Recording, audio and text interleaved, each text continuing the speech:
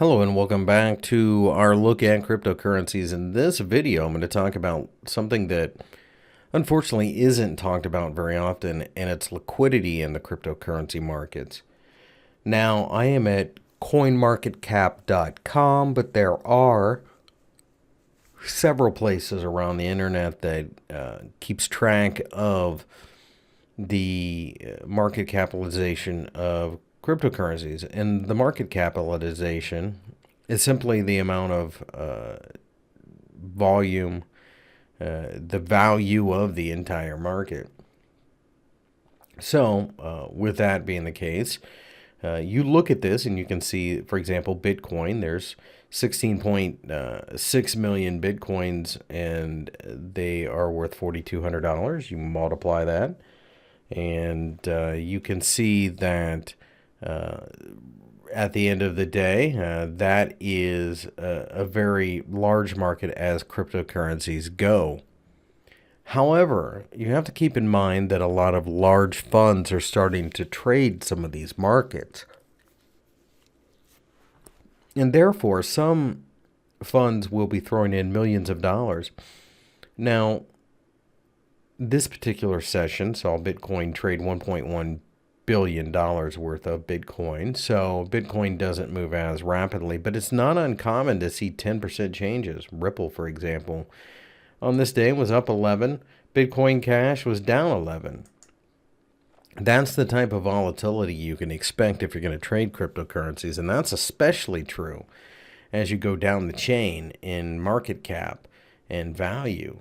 Some of these trade as little as $6,000 worth of cryptocurrencies a day. There's a handful of them that are about $500,000, $250,000, but there are some that are even less.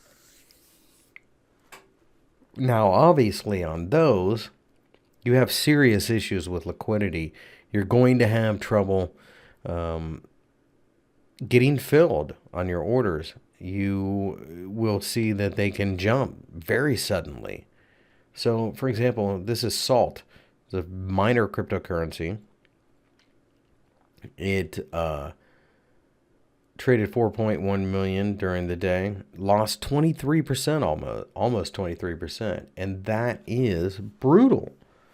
So when you look at these, these rankings, if you will, the market capitalization's very crucial because the less order flow there is out there, obviously, the less it takes to move. Now, at one point, Bitcoin was pretty much worthless. And if you are, say, going into a marketplace and buying a very small cryptocurrency, very minor cryptocurrency.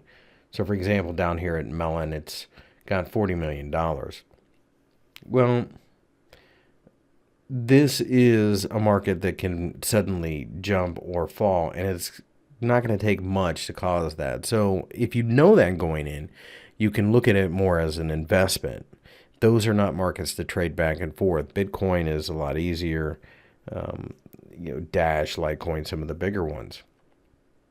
But something like this, if you find that, for example, Wings, you think that that is going to take off, then that's something you buy and hold, and you just have to be able to deal with 10% swings on random days. It's just the way the cryptocurrency markets are. It's not like the stock market. It's not like Forex, where you have massive amounts of liquidity. Now, that will change over time, but right now, that is clearly an issue. So keep that in mind when you trade. The smaller the market capitalization, the more you have to think along the lines of an investment.